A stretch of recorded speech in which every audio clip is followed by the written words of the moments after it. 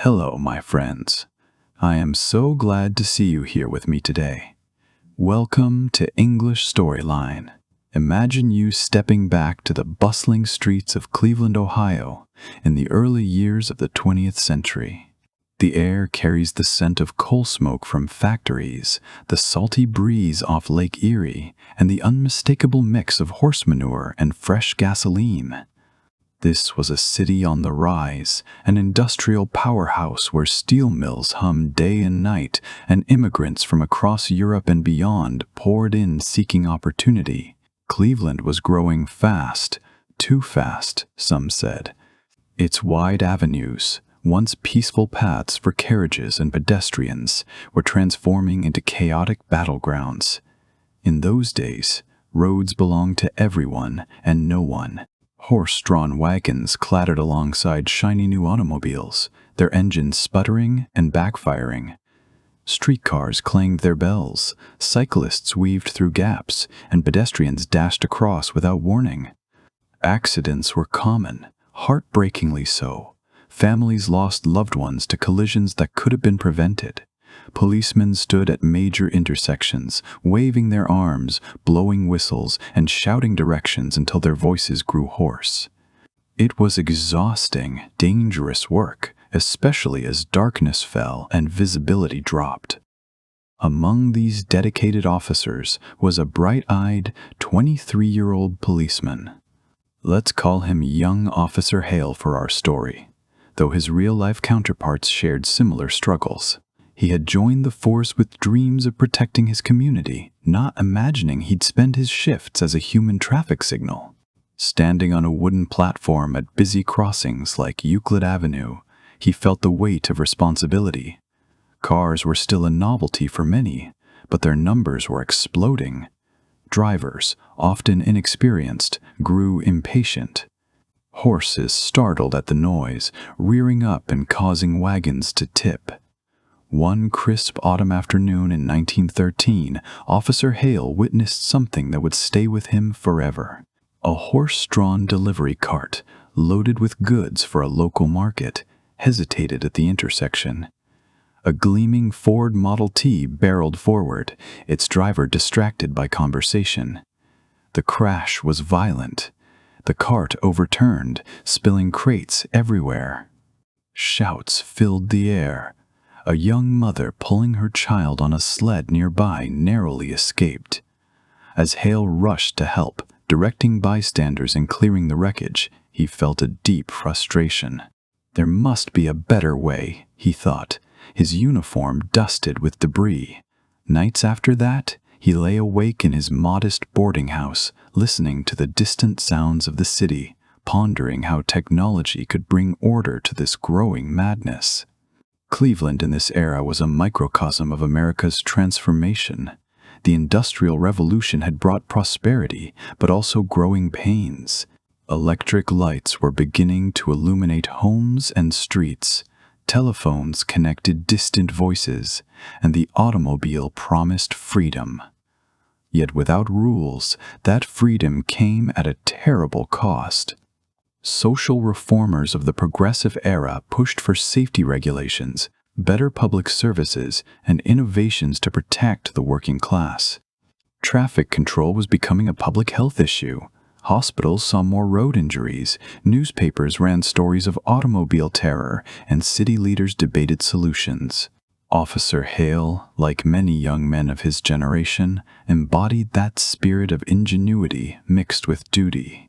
Born into a working family, he understood the streets intimately. He chatted with shopkeepers, helped elderly pedestrians, and calmed frustrated drivers. His experiences taught him that human effort alone wasn't enough. Arms tired. Attention wavered. In bad weather, Cleveland's famous lake-effect snow or heavy rains, directing traffic became nearly impossible. He began sketching ideas in his notebook during quiet moments, poles with arms, colored flags, perhaps even lights powered by the new electricity spreading across the city. As weeks turned to months, the chaos only intensified. More cars arrived daily. The population swelled. Intersections like the one at East 105th and Euclid became notorious bottlenecks where streetcars competed with private vehicles and foot traffic. Citizens complained. Business owners worried about lost customers stuck in jams. Parents feared for their children walking to school. Officer Hale's determination grew. He wasn't an engineer or a wealthy inventor, but his frontline perspective gave him unique insight. Little did he know, his quiet observations would contribute to a revolution felt around the world. The story of the first traffic light is more than machines and wires. It's about human connection, the desire for safety in a changing world, and one young man's resolve to protect strangers he'd never meet. It reminds us that progress often starts with empathy for the everyday struggles we see around us. As the city lights flickered on in the evenings, casting long shadows on those crowded avenues, a solution was taking shape. As the seasons changed in Cleveland and the demands of the streets weighed heavier on young Officer Hale, a spark of hope emerged from the very chaos he faced daily. Word began spreading through the police department and city offices about a clever engineer named James Hoge who had been working on a solution using the miracle of electricity. Hoge's idea drew from railroad signals, reliable red for stop and green for go, but adapted for the busy city avenues. Officer Hale, with his first-hand knowledge of the intersection's dangers, felt a quiet excitement when he heard the plans to install the city's first electric traffic signal right at Euclid Avenue and East 105th Street. On a warm summer day in August 1914, the moment finally arrived. Workers carefully mounted 4 pairs of lights on posts at each corner of the intersection. These were not simple bulbs, but clear, bold signals housed in sturdy frames, with the words "Stop" and "Move" printed boldly beneath the red and green lenses. From a small wooden control booth positioned safely on the sidewalk, a policeman could flip switches to direct the flow. No more standing exposed in the middle of swirling traffic, arms waving until exhaustion set in. The system tapped into the electric trolley lines already powering much of Cleveland's growing industry, bringing order through the same force that lit homes and factories across the city. Officer Hale stood nearby that first day, watching with a mix of wonder and relief as the lights blinked to life. The red glow commanded attention, bringing horses and automobiles to a respectful halt. Then, with a smooth transition to green, movement resumed in an orderly fashion. For the first time, traffic seemed to breathe in rhythm rather than clash in confusion. He could almost feel the city exhale. Cleveland, that proud industrial heart on the shores of Lake Erie, was embracing the future. Immigrants who had built the steel mills and automobile factories now witnessed their daily commute transformed from a gamble into something more predictable and safe. The public reaction was a beautiful mix of curiosity and gratitude. Shopkeepers along Euclid Avenue peeked out from their doors, smiling as the once frantic crossing moved with newfound grace. Mothers walking children to school felt a weight lift from their shoulders. Newspaper reporters gathered, cameras flashing, calling it a marvel of modern ingenuity. Of course, not everyone adapted instantly. Some drivers still honked impatiently, and a few horses snorted in confusion at the glowing orbs, but the improvement was immediate and undeniable. Accidents at that busy corner dropped sharply in the following weeks. What once felt like a daily battlefield now hummed with a sense of civilized progress. In the broader tapestry of the progressive era, this invention fit perfectly. America was awakening to the need for smarter systems to protect its people amid rapid change. Social reformers advocated for worker safety, public health, and urban planning, and the traffic light became a shining example of how technology could serve humanity. Officer Hale, still only in his early 20s, took quiet pride in knowing his observations and those of his fellow officers had helped shape this moment.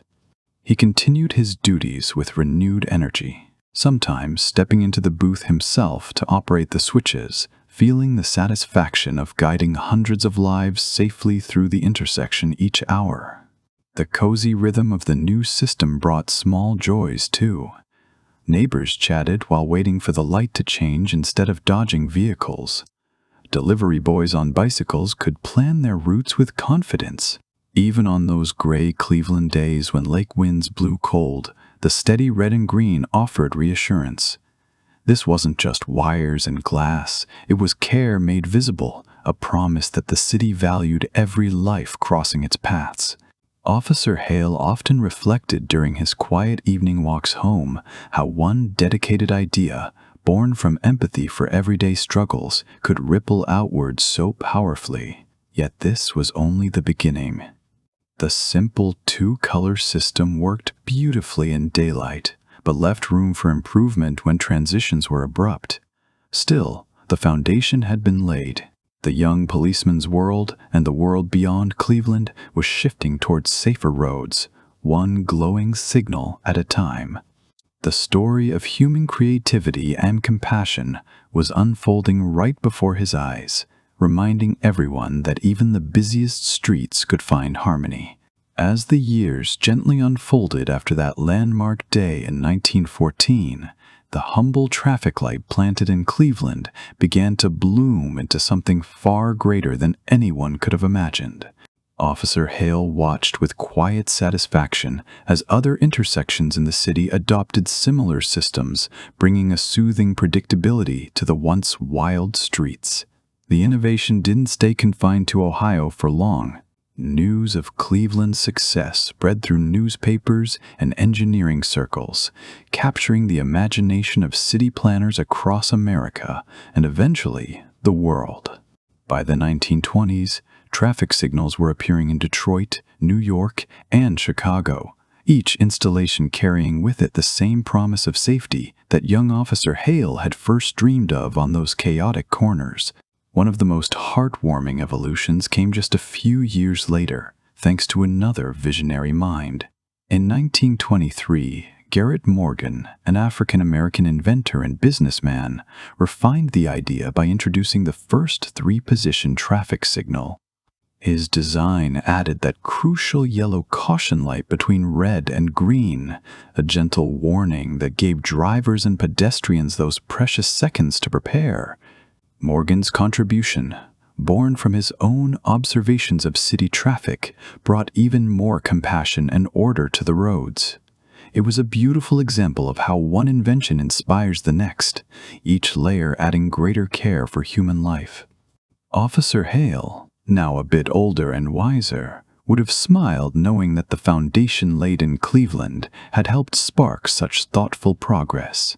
From those early electric beacons, the influence rippled outward across continents. European cities like London and Paris soon installed their own versions, adapting them to their unique streets and cultures. In bustling metropolises of Asia and beyond, traffic lights became symbols of modernization, helping growing urban centers manage the surge of automobiles.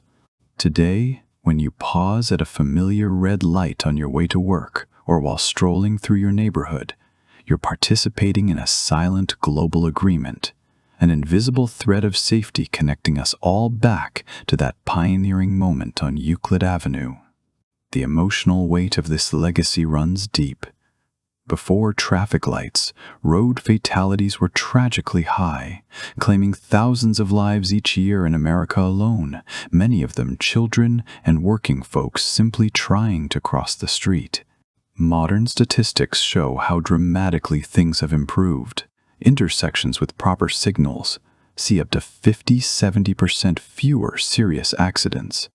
What was once a daily gamble has become a reliable guardian of our daily journeys. Yet beyond the numbers lies something more tender. the peace of mind for families, the relief for elderly pedestrians, and the quiet gratitude we often forget to express for these small but mighty inventions. In our cozy reflection today, the story of the first traffic light teaches us something profoundly human. It shows that change doesn't always come from grand halls of power or famous geniuses.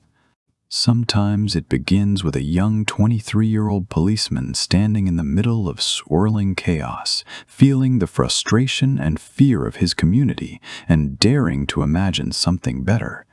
It's a reminder that empathy, observation, and courage are the true seeds of progress. In our fast-paced modern world, where technology continues to evolve with smart signals, cameras, and connected vehicles, we still owe so much to those early dreamers who simply wanted to protect their neighbors. So the next time you stop at a traffic light, take a gentle breath and let yourself feel grateful. Picture the clip-clop of old horses fading into the steady hum of today's traffic. Feel the warmth of human ingenuity that keeps us safe, generation after generation. These small pauses in our day are actually gifts, moments to reflect, to appreciate the order we often take for granted, and to remember that one person's idea can indeed change the roads of the world forever. Thank you for sharing this journey with me, my friends. Until next time, stay safe, stay curious, and keep finding wonder in the everyday stories around us.